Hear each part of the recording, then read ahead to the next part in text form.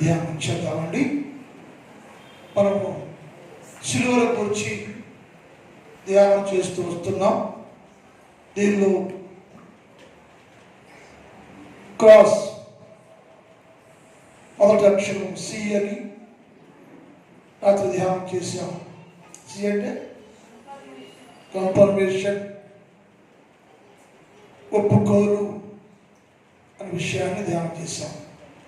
రెండవది ఆర్ అంటే రిపెంటెన్స్. శిలువ ధ్యానము అంటేనే పశ్చాత్తాపం. శిలువ ధ్యానం కూడిక అంటేనే పశ్చాత్తాపం. ఎందుకంటే యేసు ప్రభువు వారు సిలువేయబడ్డారు అని మానవ లోకంలో మనుషులందరూ, క్రైస్తవులందరూ సంవత్సరానికి 40 రోజులు ఉపవాసం ఉండి భక్తి శ్రద్ధలతోటి దేవుని సన్నిధికి వచ్చి సన్నిధిలో పశ్చాత్తాపడుతూ ఉంటారు. సంవత్సరంతా పాపలు ఉన్నారయ్యో, వ్యతిరేకంగా ఉన్నారు, వేరుగా జీవించారు, అనేక సందర్భం పాపం చేశాను, దుఃఖపరిచాను నిన్ను అని ప్రతి క్రైస్తవుడు పశ్చాత్తాపడే సమయం ఏదో ఏంటి? శిలువ ధ్యాన కూడిక. ఇక్కడ వచ్చి 40 రోజులు మనం 40 రోజులు సరి చేసుకొని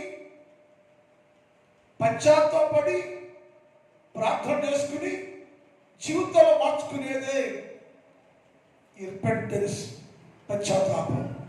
పశ్చాత్తాపము మనుషులు మార్చింది, పశ్చాత్తాపము జీవితాలు మార్చింది, పశ్చాత్తాపము వ్యాధులను విడిపించింది, పశ్చాత్తాపము దేవుని సహవాసానికి తెచ్చింది, పశ్చాత్తాపము దేవుని రాజ్యములో సభ్యులుగా మార్చింది.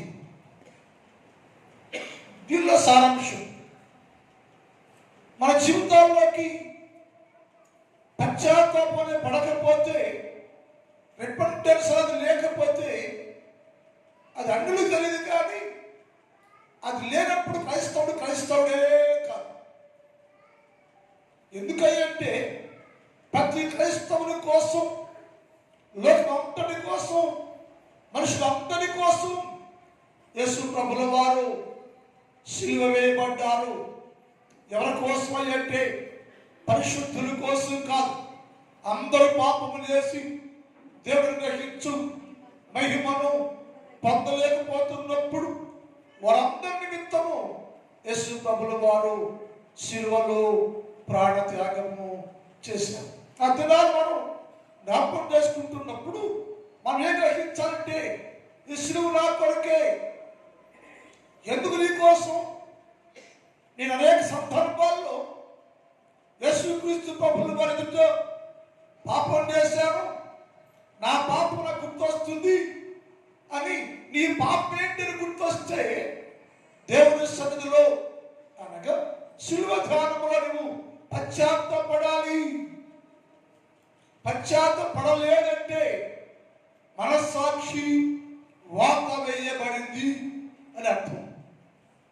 నేను పాపినయ్యో, చాలా సందర్భాల్లో విరోధంగా, శిలువకి విరోధంగా, శిలువకు శత్రువుగానే జీవిస్తున్నానయ్యో, ఎన్నో ఏళ్ల నుంచి నాలో బెదిరిపోతుంది అని ఆ పాపాన్ని జ్ఞాపకం చేసుకుని దేవుని చిత్తాన్ని ఏంటి ఎరగకుండా నేను అది జ్ఞాపకం చేసుకుని పశ్చాత్తాపడాలి.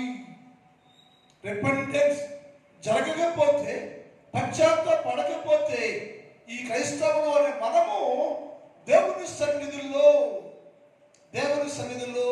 పునరుద్ధాన పండుగలు, పునరుద్ధాన దీవెన పొందే అవకాశం నీకు లేదు. ఎందుకంటే రిపెంటెన్స్ అవసరం. లేక చాలా సందర్భాల్లో చూస్తాం మనం. మత్తయి సువార్త 26వ అధ్యాయం 75వ వచనం. మత్తయి సువార్త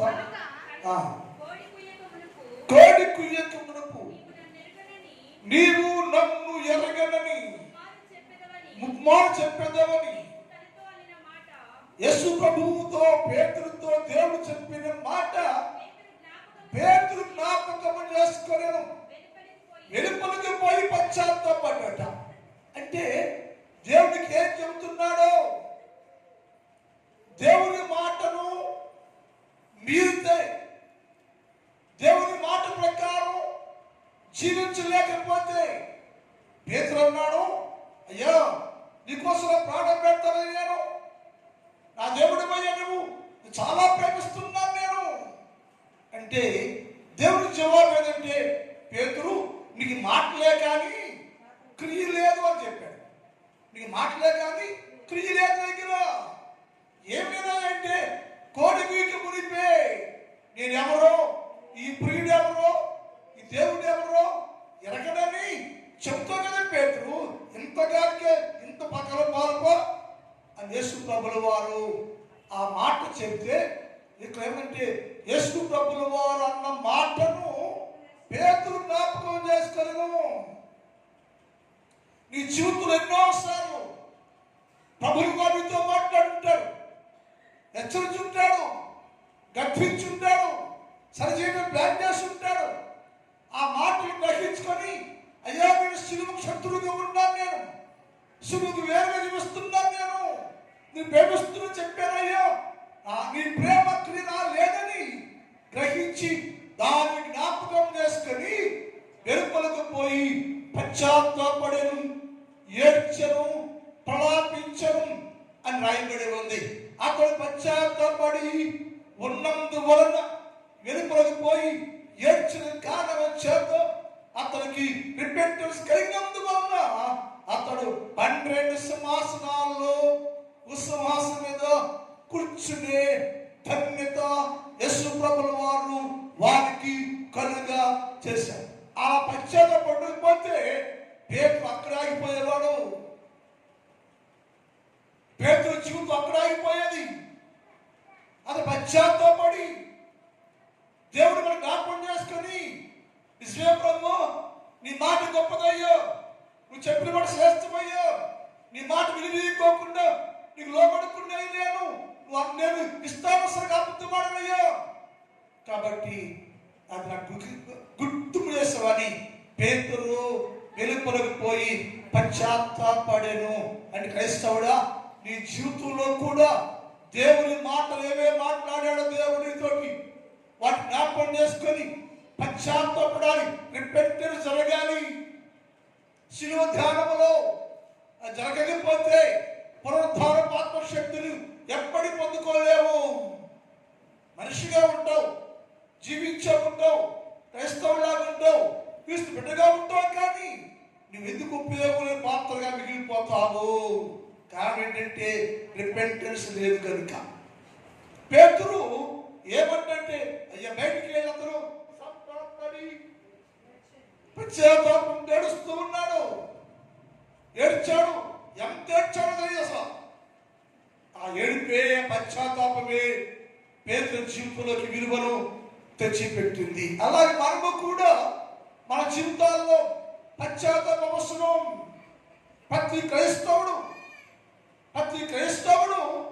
దేవుడి ఇంట్లో నేను పాపం చేస్తున్నాను, దేవుడు ఆజ్ఞలు మీరుతున్నాను, దేవుడు నాకు లోపడలేదు అని గుర్తు చేసుకుని దేవుడిని మనం జ్ఞాపకం చేసుకొని పశ్చాత్తాపడేవారుగా ఉంటే శ్రేష్టమని లేఖనాల్లో రాయబడి ఉంది.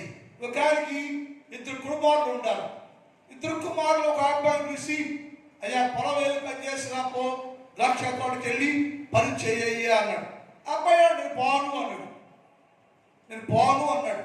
అక్కడ ఏమంటే మత్తయి సువార్త 21వ అధ్యాయం 19 చదువుతాం. మత్తయి సువార్త 21:19. కాబట్టి మీరు వెళ్ళి అప్పుడు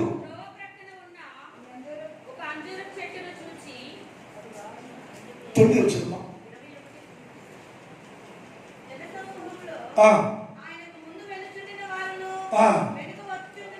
వెనుక వచ్చుచున్న వారును దావీదు కుమారునికి జయమని చెప్పారట. ఎందుకు చెప్పిన మాట? ఎందుకు చెప్పిన మాట అంటే యేసు ప్రభు దగ్గర పశ్చాత్తాపడి ప్రభు వెంబడిస్తున్న ఎవరైతే ఉంటారో వారు దావీదు కుమారునికి జయము అని చెప్పే వరుసలోకి మార్చబడతారు. దావీదు కుమారునికి జయము అని చెప్పే వరుసలోకి మార్చబడతారు. అంటే యోగ్యత కలిగిన వారుగా ఉంటారు అని. మన జీవితాల్లో రిపెంటెన్స్ నీ స్థితిని మార్చుద్ది. రిపెంటెన్స్ నీ జీవితాలు మార్చుద్ది. రిపెంటెన్స్ మారు మనసును నడిపించుద్ది.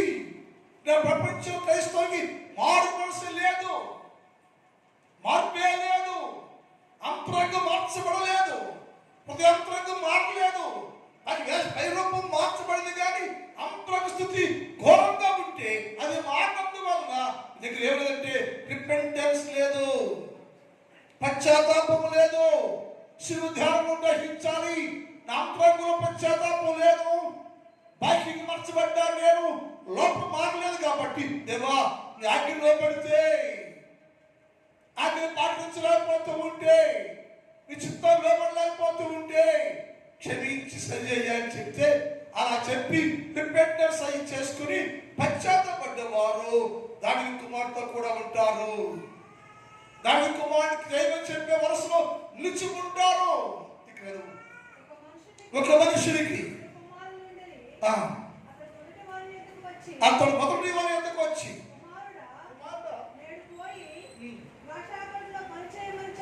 ద్రాక్ష తోటలో పని చేయమని చెప్పగా వాడు నేను పోనయ్యా అని చెప్పాడు. అయ్యా అబ్బాయి ఆ కుమారుడు మరి పొలం ఉందయ్యో, ద్రాక్ష తోట ఉందయ్యో, దయచేసి వెళ్ళి ఆ పొలంలో పని చేయాలి అంటే తండ్రికి చెప్పంటే నేను పోను అని చెప్పాను. కానీ అతడు అంతటా మనస్సు మార్చుకొని ఎందుకు మాట్లాడే మనసు తండ్రి మాట వినలేదు. నేను ఇంటికి వెళ్ళి పశ్చాత్తపడ్డాడు. అయ్యో నా తండ్రి నాతో మాట్లాడితే, నా తండ్రి పని పురమాయిస్తే, నా తండ్రి పని చెప్తే నా తండ్రి మాట వినలేదు నేను అని అతడు బయటికి వెళ్ళి పశ్చాత్తపడను. రిపెంటెన్స్ జరిగాను, పశ్చాత్తపడను.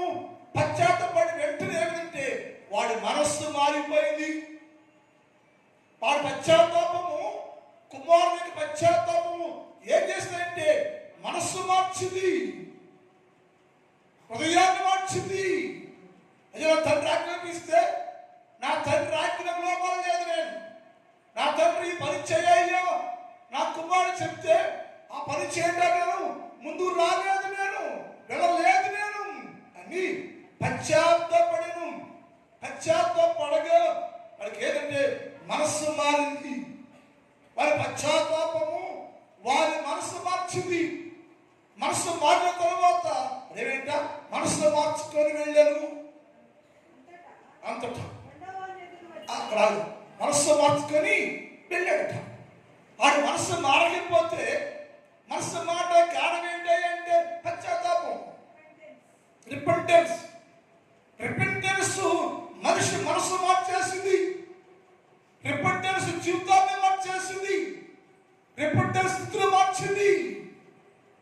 అందుకని వాడు ఏ గ్రహించంటే నా తండ్రి నాకు పని అప్ప చెబితే, నా తండ్రి పని చెయ్యాలి అంటే చెయ్యను అన్నా నేను తప్పు కదా, తండ్రి నాకు ధిక్కరించే కదని గ్రహించి ఆ మాట అన్నందుకు వాడు చాలా పశ్చాత్తాపడెను. శిలువ ధ్యానం చెప్పే పాటలు అంటే ఈ శిలువ ధ్యానం ఏం నేర్పిస్తుంటే ప్రతి మనుషుడు ఎన్నోసార్లు నీ తండ్రి యేసు ప్రభువు వారి మాటలు ధిక్కరించాను. నా తండ్రి యేసు ప్రభువు చెప్పే వాక్యాలు వింటూ కూడా దాన్ని లోపడకుండా ధిక్కరించి ఉంచిస్తుంటే ఈ శిలువ ధ్యానంలో నువ్వేం చేయంటే రిపెంటెన్స్ అవసరం. మనసు మార్చుకోవాలి, పశ్చాత్తాపడాలి. ఎంత పశ్చాత్తాపడితే అంతని మనస్సు మార్చబడుద్ది. అప్పుడు దేవుని సాక్షిగా ఉంటాం, దేవుని పరిచయం చేస్తాం, దేవుని పొలంలో పనిచేసేవాడుగా ఉంటాం. కాబట్టి ఏం చేయాలి అంటే మనస్సు మార్చుకుంది, పశ్చాత్తాపడి. వాడు పశ్చాత్తాపడ్డాడు, మనస్సు మార్చుకున్నాడని లేఖనాల్లో స్పష్టంగా అదే అధ్యాయం 32 నుంచి చదువు. ఆ ప్రకారం వాడు అయ్యా పోయిందని చెప్పాడు. ఆయన పోతాను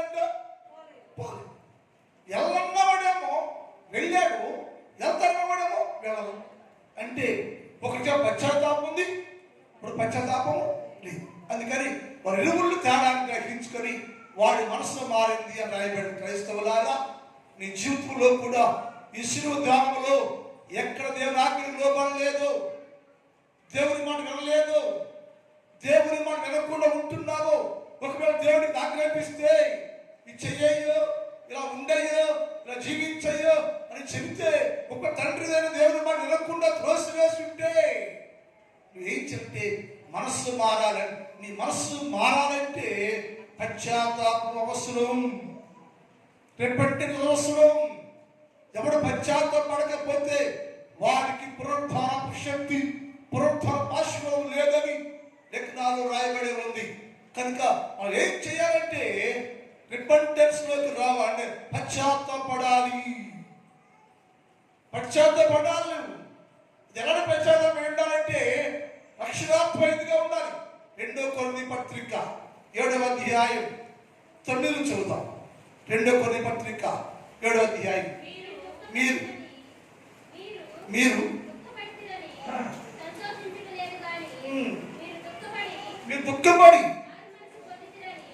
దుఃఖపడి మారు మనసు పొందుతారని ఎందుకు చదువు. నేను రాసిన పత్రిక వలన నేను ఒక పత్రిక రాశాను మీకు. ఆ పత్రిక చదవమని చెప్పాను. చదివితే దానిలో సారాంశం ఏంటంటే దుఃఖపట్టేది ఏ దానిలో మనసు పొందు, రక్షణ పొందు, మనసు పొందు, రక్షణ పొందు, దేశ దేవుడు అని రాయబడిన పత్రిక ఉందా. 2 కొరింథీ పత్రికలో చాలా విషయాలు యేసు ప్రభు గురించి రాయబడి ఉంది. అది రాశాను నేను. ఈ పత్రిక చదువుతూ ఉంటే రక్షణార్థమైన మార్పు వచ్చిందంట. చదువు. మిమ్మల్ని దుఃఖపెట్టినందున నాకు విచారణ కలిగినను మిమ్మల్ని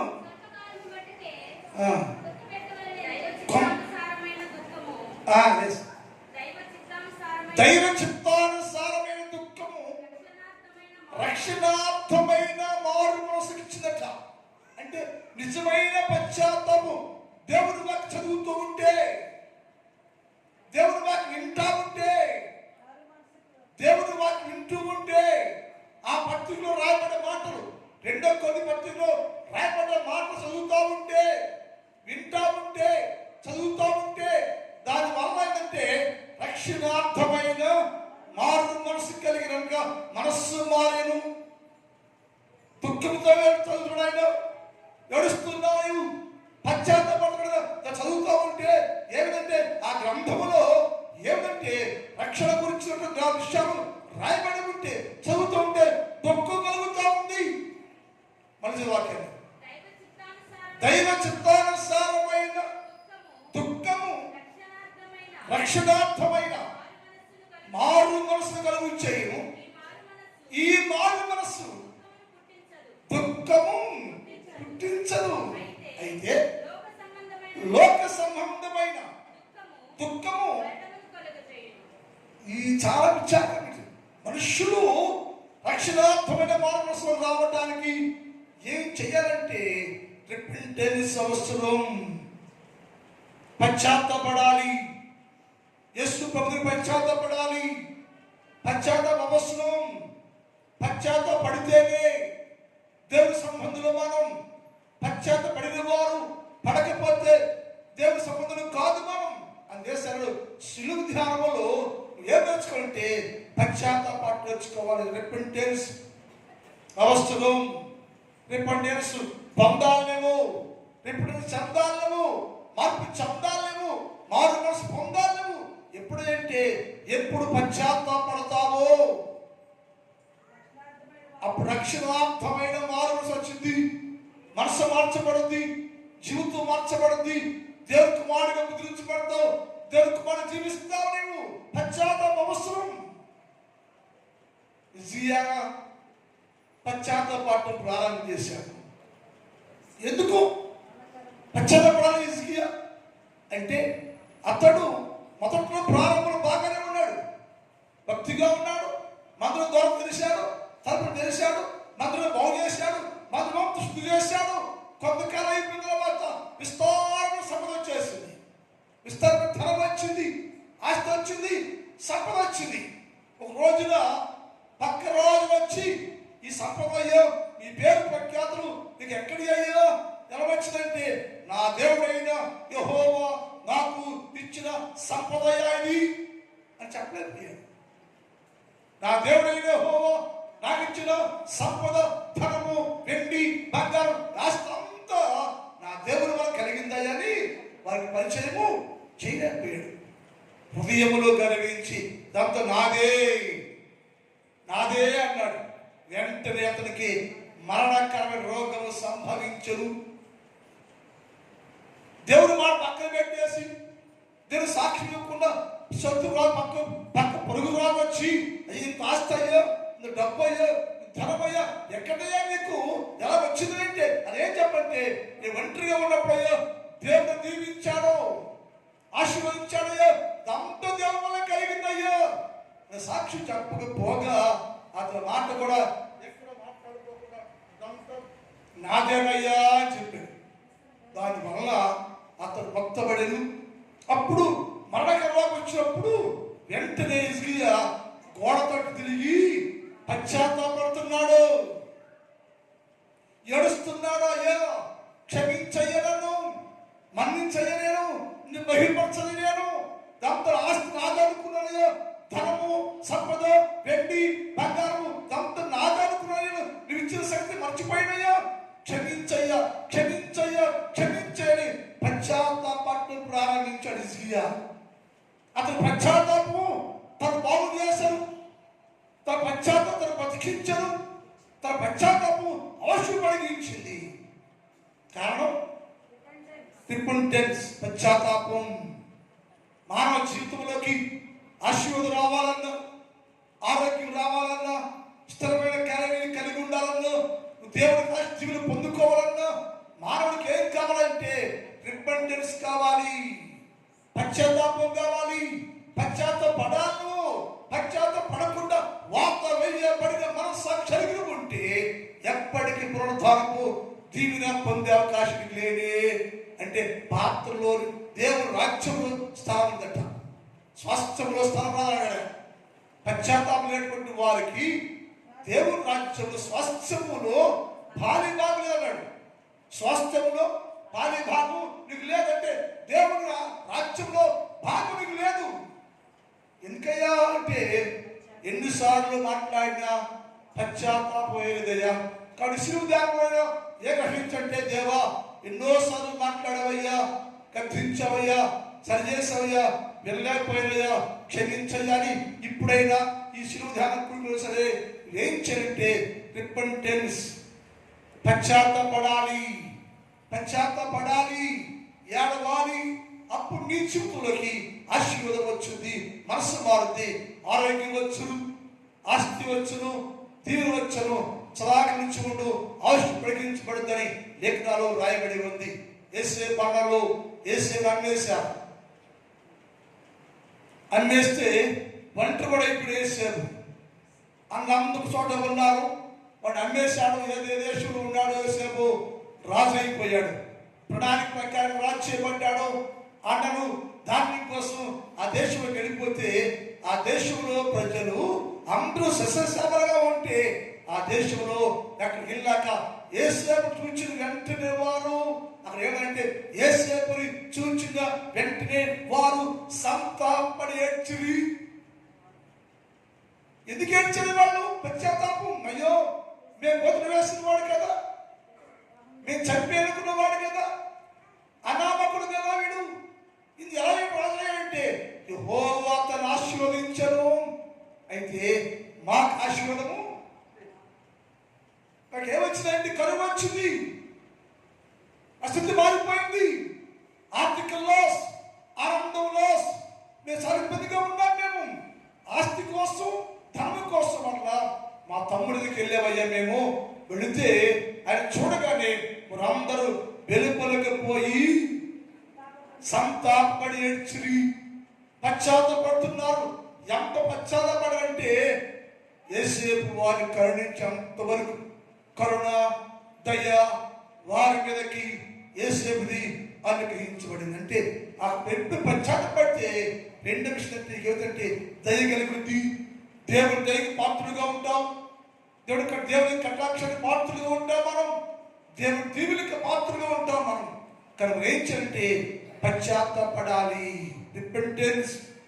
శిలువ ధ్యానంలోనికి ఏం కావాలంటే రిపెంటెన్స్ కావాలి. రిపెంటెన్స్ చెందాలను, మార్పు చెందాలను, పశ్చాత్తపడాలను. అప్పుడు దేవుడు నీకు ఇచ్చే ఆశీర్వాదము ఎవరు మార్చేది కాదు. కానీ ప్రజలు ఎలా ఉన్నారంటే పశ్చాత్తపడకుండా మనస్సాక్షి చంపేసుకుని మనస్సాక్షి వాత వేయబడి పశ్చాత్తపడకుండా ఉండాలి. పశ్చాత్తపడితే ఈనాడు ఎంతో పరిపూర్ణ పరిశుద్ధి మార్చబడేవారు క్రైస్తవ సంఘాల్లో. లోకంలో ప్రతి పరిశుద్ధులు క్రైస్తవులు ఏనాడో పరిపూర్ణ పరిశుద్ధులు మార్చబడేవారు. ఎందుకంటే పశ్చాత్తాపం అనేది మనకు తెలియదు కాబట్టి, పశ్చాత్తాపడలేదు కాబట్టి. బైబిల్ మాట్లాడి ఇర్మియా గ్రంథం 8వ అధ్యాయం 6 చదువుతాం. ఇర్మియా 8:6.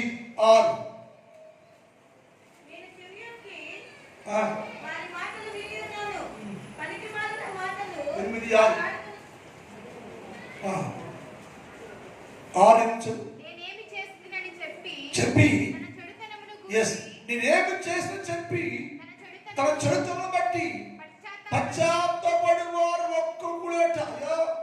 వాక్యం ఏమంటుంది? వాక్యం వింటల్లా. దేవుడు వలలో పని చేయంటున్నాడు, పని చేయటల్లా. పశ్చాత్తపడని చెప్తున్నాడు, పశ్చాత్తాపట్ల. అంటే లోకంలో ప్రజలు ఎలా ఉన్నారంటే పశ్చాత్తపడి వారు ఒక్కరు కూడా లేరట.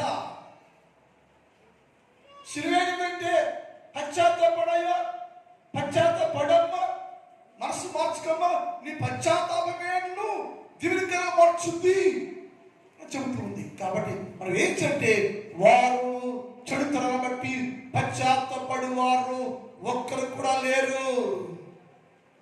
సిలువ ఎందుకంట? సిలువ ధ్యానం దేనికంట?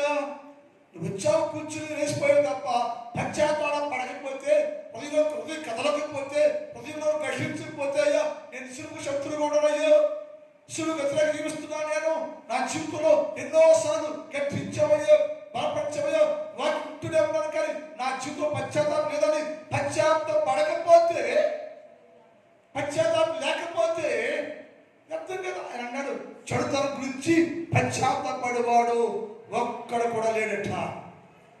మరి సిలువ ఎందుకు వేసిపంటే ఇప్పుడైనా సరే ఈ సిలువ ధ్యాన గురువులో సరే ఏ గ్రహించాలంటే ఈ సిలువ నా కోసమే, ఈ సిలువ నా పాపం కోసమే, ఈ సిలువ నా పాపాలు సరిచేయడం కోసమే.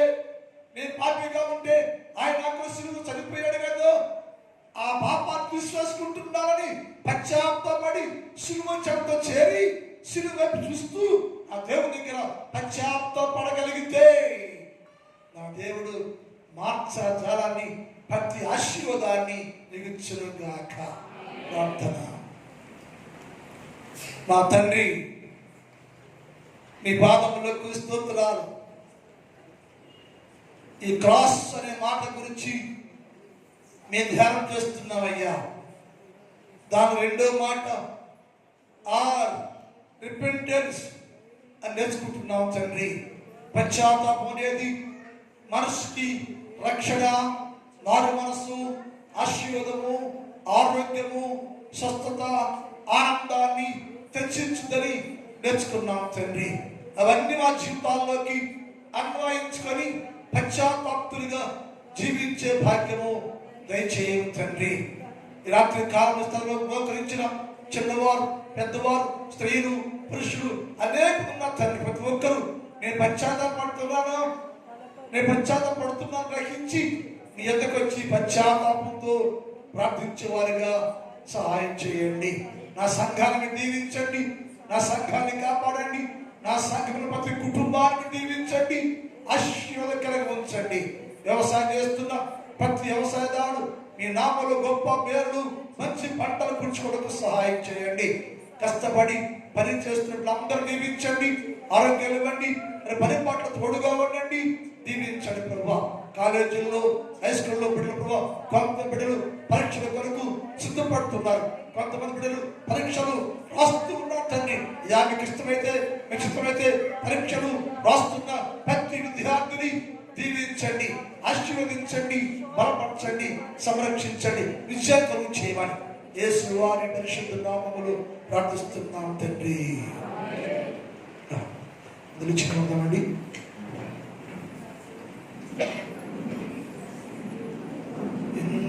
ఎందుకో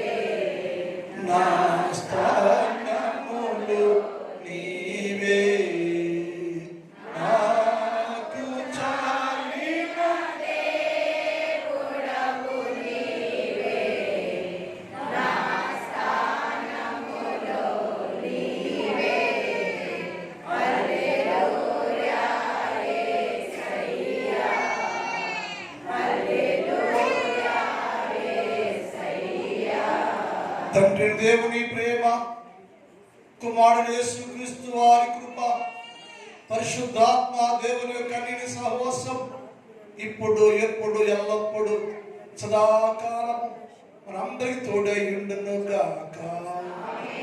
ఆమేన్. హల్లెలూయా, హల్లెలూయా. నేను కొందనాలను క్షేమంగా వెళ్ళండి.